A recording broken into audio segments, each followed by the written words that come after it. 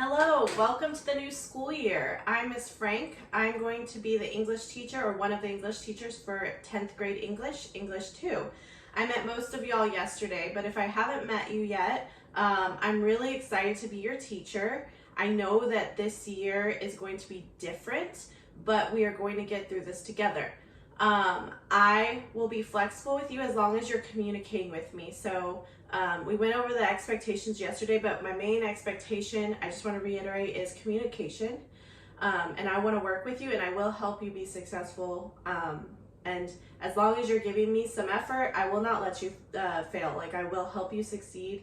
And I think that we're going to make this work. Well, I know we're going to make this work. It's going to be awesome. So the first thing that I wanted to do was every time we have a video lesson, I want to introduce y'all to a new book. I'm an avid reader and I know many of y'all probably enjoy reading. Some of y'all probably don't enjoy reading and that's okay.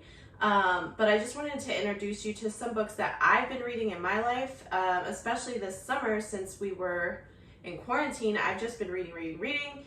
And I hope that some of my excitement for reading is translated to you guys. And I know that most of y'all aren't like going out to the bookstore right now, but we do have some resources for checking out books online from the Houston Public Library, and also Thrift Books is a really awesome resource. Thrift Books is a website where you can buy used books. It's sort of like Half Price Books meets Amazon. So they're cheap and they're used, and then they ship them directly to your house. So I know not everyone has extra money to be spending right now, but if you hear of a book that you like, you can go on Thrift Books and see if you can pick it up for a couple bucks.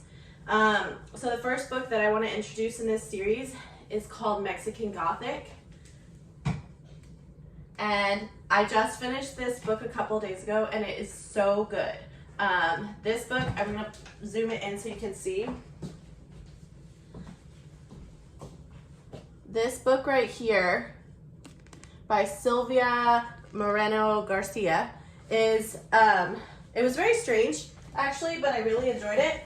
It was about a young girl living in the 1950s in Mexico, and she's super wealthy and she's kind of like a socialite, and her family goes to like fancy parties, and her cousin just married this man who's an English man living in Mexico, and he lives in this like creepy mansion that's off in the countryside in the mountains in Mexico.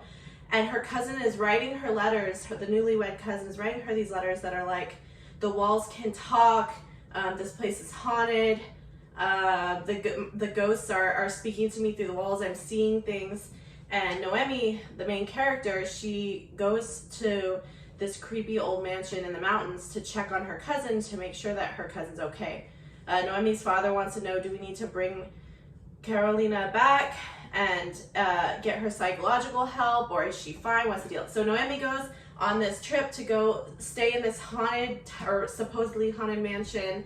I'm really into like haunted things and creepy things, so the fact that fall is coming up is really exciting to me. And she goes to stay in this house and it's super creepy, and there's like mold and like mushrooms, and it's exactly what you picture as like a crumbling haunted old giant mansion that used to be beautiful and great, but now it's like decrepit and falling apart.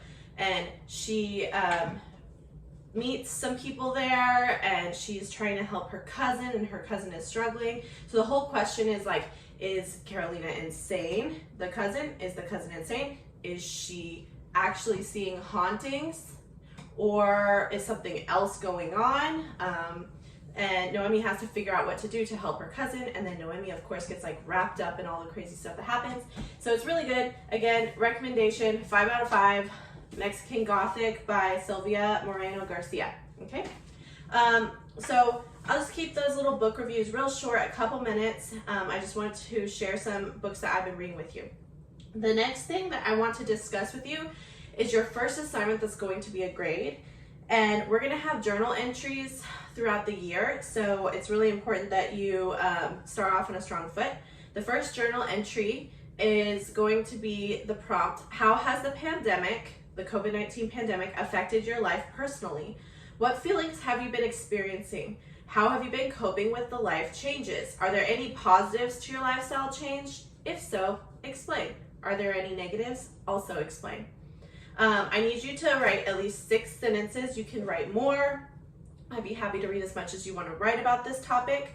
I want this to be a chance for me to get to know you and your situation a little bit better, and I also want this to be a chance for you to express your feelings, because we've all been having a lot of change, and sometimes it's healthy to just kind of let that out and talk about it, and you can talk about it in the form of writing.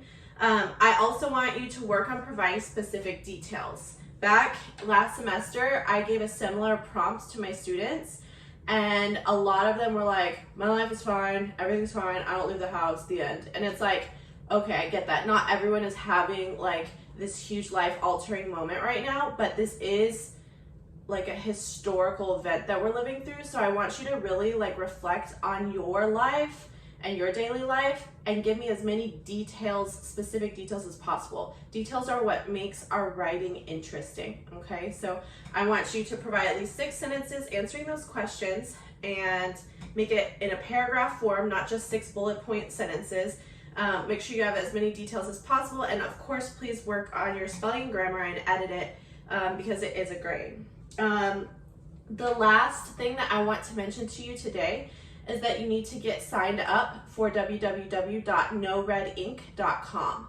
Most of you, if not all of you, already have an account for noredink.com. If you do not, it's free. You sign up, you log in. I have placed the link on the hub under resources, and the journal entry is also on the hub under resources as well. Everything we're going to be doing is going to be found. The hub is like our center point. That's the place where you can find all the links, find all the documents, find everything that you need. And if you have any questions about signing up for No Red Ink, feel free to contact me during office hours or email me. And just a note about email, please make sure that you're emailing during office hours or not expecting an answer before the next office hours or the next business hours that come, like the school day. If you email me at 1 in the morning or even 10 p.m. at night, maybe I'm awake, maybe I'm not, but you can't expect me to like be constantly scrolling my phone and sending you back email replies instantly. So please keep that in mind. But I will answer you and I will help you if you have trouble getting signed up or finding things on the hub. The No Red Ink account will have a class code, and then the class code will be what enables you to join my class. So yeah, that's pretty much it. My book review, you don't really have to do anything with it, just I want to share with you.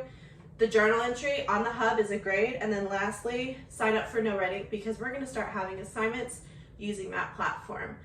So as always, I want to tell you to dream big, as you guys see up there, and do not let this get you down. You guys are awesome. This is just going to be a little blip as far as doing online school. Like if you're not happy about it, it's going to be okay. We're going to get through it. You guys are going to be great. And I'm going to help you on your way to being successful in your future, okay? Have a great day. Bye.